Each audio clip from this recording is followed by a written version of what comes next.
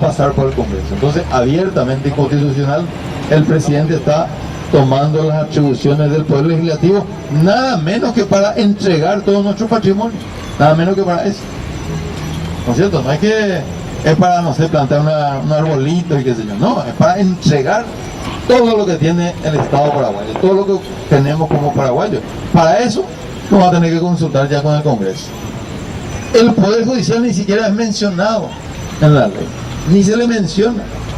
Y al contrario, la ley dice que en caso de problemas va a ser un arbitraje de derecho. O sea, pues ahí dice CIADI, que es tenebroso. O cualquier otro, puede ser a lo mejor otro centro de arbitraje internacional, que lo mismo también va a ser mucho más desfavorable porque al Poder Judicial, y podemos hacer una manifestación por lo menos, para que defienda los intereses nacionales.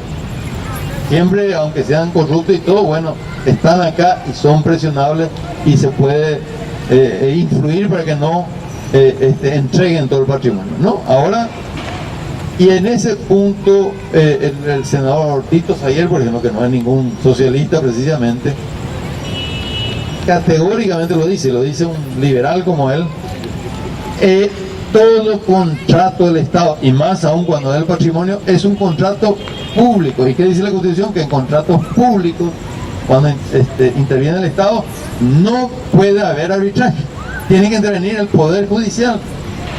Entonces esta ley se levanta claramente contra la Constitución, quitándole poder al Poder Judicial, quitándole poder al Congreso y dándole todo ese poder al presidente de la República. Además, la Contraloría está afuera, es también un ente de control establecido por la Constitución. Contrataciones públicas está afuera. Vale decir, acá una persona va a decidir todo. Inclusive algunos partidarios de la ley dicen, no, pero Cartes no va a hacer mal las cosas. No tienen argumento, porque ¿qué van a decir? Que darle todo el poder a una persona es propio de las monarquías o de las dictaduras, no de la democracia. Entonces ellos le dan poder y dicen, no, pero él no va a hacer eso. Bueno, primero que por el historial de este señor no podemos decir que va a ser presidente una buena persona. No es el historial de una persona, no es ni la Virgen María, ni San Miguel Arcángel, ¿no es cierto? Nada que ver, ¿no es cierto? Que sepamos nosotros. Y aún si fuera la Virgen María, eso no es un principio democrático, ¿no es cierto? No es un principio democrático. Siempre tiene que haber control. Es el principio, el equilibrio de poder. Eso es lo fundamental de la democracia. Por eso decimos que este es un atentado y es la concreción de este golpe de Estado que sufrimos el 22 de junio y ahora se está concretando a través de esta ley de APP. Bueno, entonces este tercer eje que es importante, el análisis de la ley, ustedes lo van a encontrar en el libro, está la misma ley, es fundamental porque tenemos que dar esa batalla, ¿no es cierto? Entonces uno, repito otra vez, lo que pasó en la región y el mundo. 2, lo que pasó en nuestro país. 3, el análisis de la ley.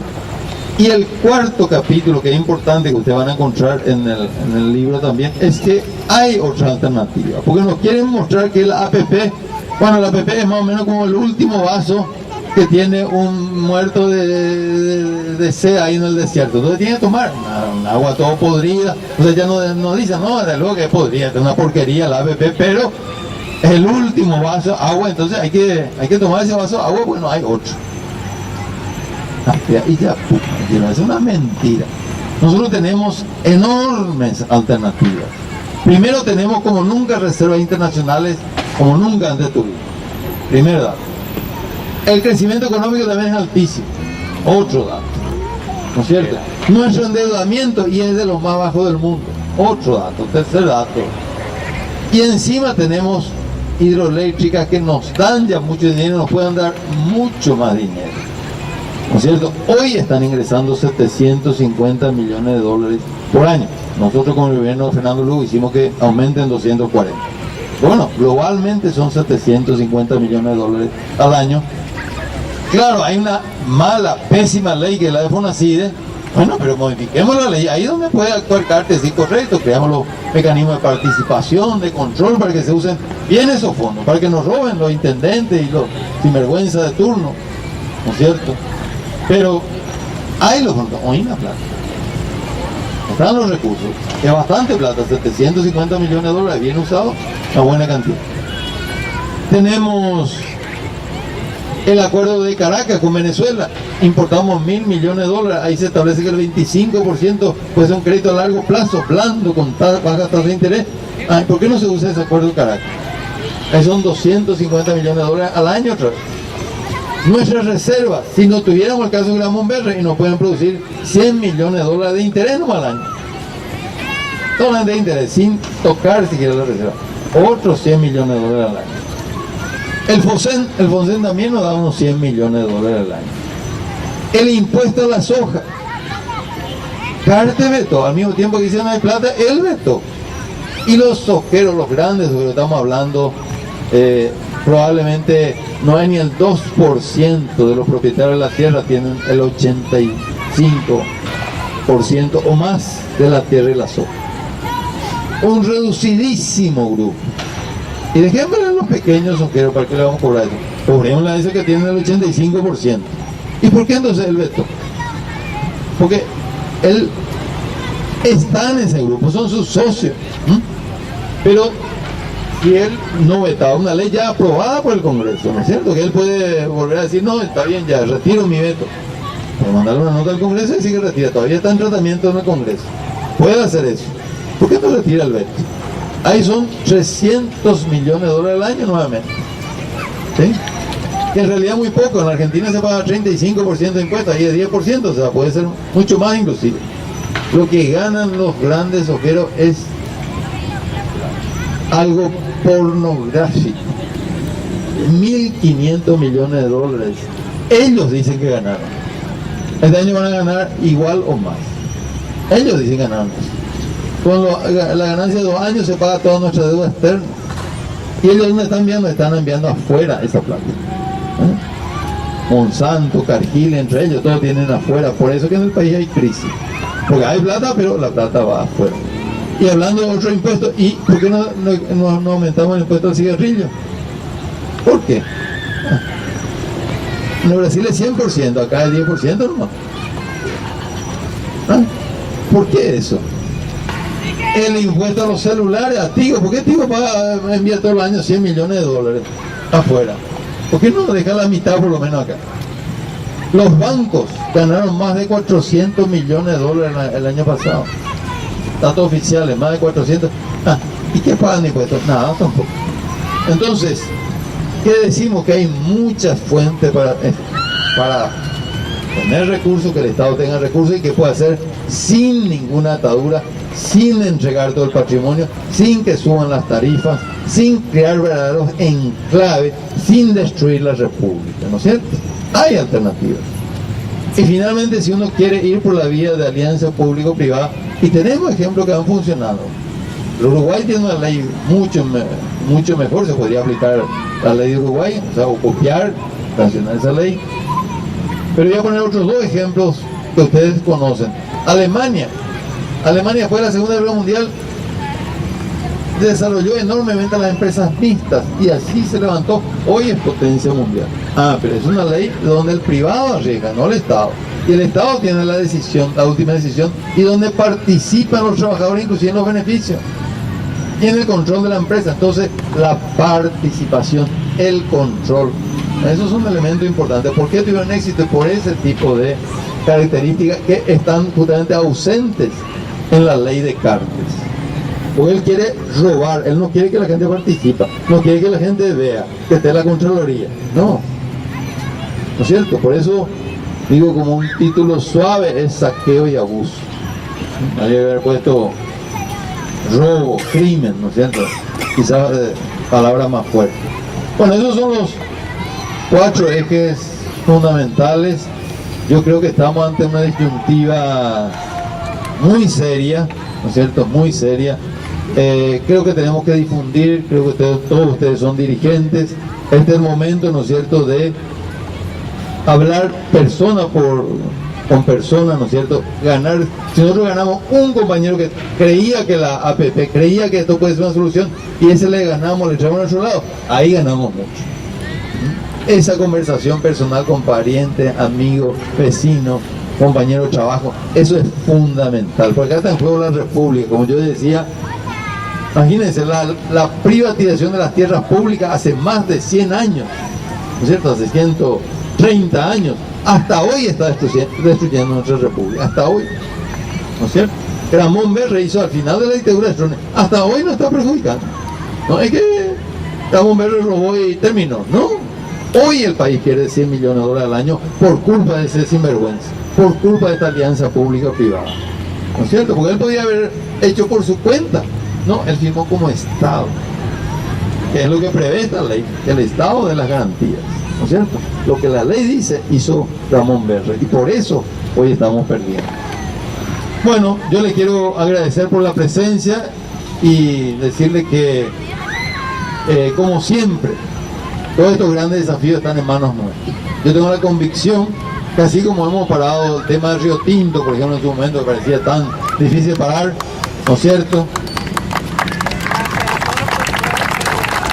al esfuerzo de todos, a este tipo de reuniones y a la participación de la gente, ¿no es cierto?, hemos parado, y eso es un triunfo. Bueno, ahora podemos parar también la ley de alianza público-privada, podemos conseguir la derogación, y yo creo que de luego todo este movimiento que viene del 22 al 26, ¿no es cierto?, con la movilización primero y la huelga general 26, que va a ser una situación especialmente propicia. Pero desde hoy tenemos que trabajar, tenemos que ir creando conciencia, tenemos que ir creando ambiente, y así vamos a llegar entonces al 22-23 de marzo ya con un mucho mejor ambiente. Pero bueno, eso ya va a hablar acá Narciso, el tema de la huelga, cómo encarar justamente para que sea un éxito. Así que yo les quiero agradecer, quiero ir pidiéndole un poquitito de disculpas, porque yo salgo a la madrugada, estoy saliendo para las elecciones de El Salvador, como observador. Y allí va a haber un triunfo del sector progresista, el Frente Farabundo Martí. Va a triunfar con un candidato histórico, ¿no es cierto?, mucho más firme que inclusive el que tenía ahora. Entonces se está viendo cómo Chile también, en Chile asume Bachelet, de aquí, creo que no sé, el martes asume. Creo que el martes también otro triunfo, y bueno, y nosotros vamos a triunfar en el 2018, quizás antes ya, ¿no? Con esta ley de alianza público-privada, si paramos, ese va a ser un enorme triunfo. Realmente ustedes vieron, y aprovecho para decir nomás, en la encuesta que publicó Última Hora, y bueno, el mejor gobierno de los últimos 25 años, de lejos, el gobierno de Fernando Lugo, el gobierno, ¿no es cierto?, de lejos. Entonces eso ya está pronunciando nuestro triunfo en el 2018. Así que fuerza a todos los compañeros y compañeras. Como digo, les pido ya un poquitito de disculpas anticipadamente, porque en todo caso, si hay alguna consulta, yo voy a quedar un poco para responder alguna consulta, y después ya le vamos a dar la palabra acá a Narciso. Ahí, Oscar.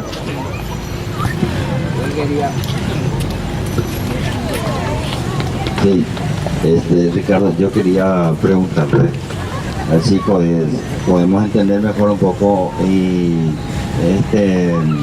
la justicia que va a entrar a dirimir, digamos, en el caso de que haya una demanda.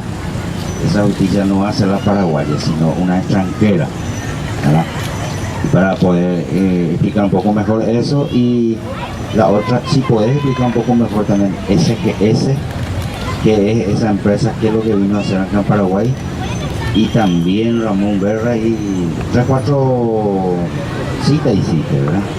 Y que nosotros sabemos más o menos, pero ¿qué son esas empresas? ¿Qué vinieron a hacer acá en Paraguay? ¿Y cuánto es el resultado, digamos, negativo para nosotros? Es decir, la comparación para que podamos entender un poco mejor. ¿Cómo no? Sí, no, muy importante lo que consulta Oscar. Bueno, en primer lugar, claro, la ley establece, vuelvo a decir lo que dice nuestra Constitución. Nuestra Constitución dice que en asuntos públicos que competen al Estado, única y exclusivamente debe intervenir nuestro Poder Judicial. Es clarísima la Constitución en ese sentido. Y cuando se trata de nada menos que entregar todo el patrimonio nacional, bueno, ¿qué más público que eso? ¿No es cierto? Si se va a entregar todo el patrimonio nacional, de ninguna manera se puede decir que es un contrato privado o que está dentro del derecho privado. Y ahí es donde la ley establece, sin embargo, de que va a haber, dice, un arbitraje de derechos. O sea, porque más que someternos a una justicia extranjera, ellos que puede ocurrir en el caso de Ramón Berre, es la justicia suiza la que intervino, porque es un crédito dado por los bancos suizos. Entonces por eso ellos, muchas veces ocurre eso, un préstamo que se genera allá en Suiza, en Estados Unidos, y la justicia de esos países interviene, ¿no es cierto? Por eso hay que tener mucho cuidado cuando uno trae una transnacional. Bueno, pero en lo que dice la ley es que va a ser un arbitraje de derecho, y allí entonces que vale decir, no es entonces un poder judicial el que decide, sino son árbitros, y generalmente son árbitros internacionales, que hay mucho. Está el Centro de Arbitraje de Comercio en París, por ejemplo, está el Centro de Arbitraje del CIADI, que es que está en Washington y que depende del Banco Mundial. Casi todos los sistemas de arbitraje. Hay también un arbitraje de Naciones Unidas que en el reglamento quieren poner que sería de Naciones Unidas. Bueno, todo ese tipo de centro de arbitraje responden finalmente a los intereses transnacionales, porque ¿quién es el que tiene más peso en el Banco Mundial? Y Estados Unidos, ¿no es cierto? Es el que pone la plata, o en Naciones Unidas, o en el peor todavía el de París, que es la Organización Mundial de Comercio, ¿no es cierto? Ahí está también todas las empresas transnacionales. Entonces, lo que la ley establece es que además de lo que dice la ley, nosotros tenemos firmado como país, en todo caso hay que pensar en derogar. Otros países como Ecuador, que ya tienen problemas, están derogando rápidamente los acuerdos, están denunciando los acuerdos internacionales de protección de la inversión extranjera. Nosotros tenemos firmado, si mal no tengo la cifra, como 50 acuerdos de protección de inversión extranjera. O sea, cualquier país no va a agarrar y no vaya a someter a un centro de arbitraje tipo CIADI, aún que la ley no dice. Ahora, si la ley dice, lo hay ya, a monte vaya, ni se va a discutir siquiera, ¿no es cierto? Entonces, eso es la primera pregunta. El tema de SGS y BAC son dos consultoras internacionales que en la época le contrató Guasmosi, en el antiguo Guasmosi, para hacer lo que hacía nuestra aduana, o sea, verificar qué productos importábamos o qué productos exportábamos. Lo mismo está haciendo nuestra aduana y que sigue haciendo ahora. En fin, que hará con defecto o no, pero es una labor del gobierno, ¿no es cierto?, del Estado. Entonces le contrató a esta empresa para verificar, qué sé yo, si lo electrónico que venía, no la soja que se va, si era soja, si era electrónico y todo ese tipo de cosas. Bueno, la misma Contraloría halló de que esta empresa no hacía nada, no hacían su trabajo. Decían que iban a controlar y finalmente no controlaban. El gobierno de González Macri, por indicación de la Contraloría, rescindió el contrato. En realidad había que demandarle por no hacer el trabajo, porque estaba contratada a cobrar y no. Esa empresa le demandaron al Paraguay justamente ante el CIADI, y ahí ganaron la causa, pues siempre, claro, en el CIADI siempre va a perder, ahí todas las transnacionales ganan. Y ahora han venido al Congreso a decir, no, les conviene a ustedes pagar, porque si no van a pagar más caro. Y con eso consiguieron que el Senado apruebe. Los senadores del Frente Guazú rechazaron, pero quedamos en minoría, ¿no es cierto? Pero los otros senadores muy patriotas, muy soberanos, votaron para que nuestro país le pague los 60 y tantos millones de dólares, a pesar de que no hay ninguna razón, ¿no es cierto? Es una estafa y le pagamos a los estafadores. Entonces ese es el caso de SGS Vivac, ¿no es cierto? El caso de Ramón Berres, él era el embajador itinerante de Strong, así le llamó. Embajador que podía ir por todo el mundo.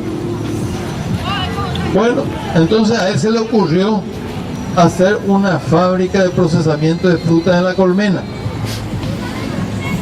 Está bien, no es una mala idea, ¿no es cierto?, hacer una fábrica que procese fruta, está bien. El único detalle es que él le comprometió como embajador itinerante, él firmó, no como Ramón Berre, como dueño de la empresa, él firmó como Estado. Entonces hizo que el Estado sea garante de los préstamos que se tomaron para hacer esa fábrica, ¿no es cierto?, al firmar él como embajador itinerante. la fábrica fue un fracaso, porque claro, era una estafa. Cayó después Stroessner, quedó todo, pero él pretendía, trajo alguna maquinaria con un poquitito lo que le dieron o con lo que le dieron los bancos suizos, y después pretendía otra vez que el Estado le financie toda la construcción y bueno, qué sé yo, ¿no? Pero lo cierto es que nunca se instaló esa fábrica, nunca operó, quedaron una montaña de hierro viejo, y claro, los bancos suizos le demandaron al Estado el pago de esta. Fíjense que ese crédito que fue firmado por Ramón Berre no fue aprobado por el Congreso. ¿Por qué el Estado paraguayo no pagó? Porque el Congreso no aprobó. Fue una transfugada del señor Ramón Berre como embajador itinerante. Entonces el Congreso no aprobó, entonces ningún gobierno dijo, no, esto no hay que pagarle. Fue el mismo gobierno de Nicanor el que desconoció la deuda. Dijo, no, esta no es una deuda del Estado paraguayo. Correcto. Tuvo razón Nicanor al tomar esa decisión, ¿no es cierto? No tomó el Estado. El que aceptó la demanda en los bancos suizos fue Guasmosi con Ramírez Wendel, el canciller Ramírez Wendel. Ellos aceptaron, lo cual es una barbaridad. O sea, ¿cómo uno va a aceptar, ¿no es cierto?, que tus verdugos te juzguen? Hay que ser, o sea, en ese caso ni siquiera era ante el CIADI, sino los bancos suizos mandaron, exigieron que el Paraguay vaya a los bancos suizos, y Guasmosi aceptó que los bancos suizos digan. Y obviamente los bancos suizos dijeron que los bancos suizos, la justicia suiza dijo que los bancos suizos tenían razón. Bueno, y entonces debido a eso, nosotros no podemos depositar nuestras reservas, que son ya casi 6.000 millones de dólares, en ningún banco que nos pague interés. Tienen que estar en bancos que prácticamente son súper seguros, que no pagan nada, y debido a eso, calculen nomás un 2% al año, que no es nada. Hay bancos que pagan más que 2%, son más de 100 millones de dólares que cada año estamos perdiendo por culpa de ese negociado de Ramón Berre. ¿No es cierto? Que fue, ahí está un poco la historia. No sé si eso eran las preguntas, había algo más, entonces un poco. Todo eso van a encontrar en el libro. Yo estoy haciendo un poco la promoción del libro, ahí van a encontrar todo ese tipo de detalles, justamente porque lo que busca el libro es dar los elementos para poder discutir con argumentos. No hay que decir nosotros estamos en contra de la APP, en contra de la privatización. No, acá están los argumentos. Acá están los casos. Acá ocurrió esto en Rusia, en Nueva Zelanda, en California, en Bolivia, en Argentina, en Paraguay, ¿no es cierto? Aparte la ley dice, ella es la ley. No, es que nosotros decimos la ley dice lo que yo le había comentado. Entonces, de eso se trata. Bueno, gracias por la pregunta. Muchas gracias. Te dejamos ahí, ¿cómo tenés que ir de viaje? Bueno.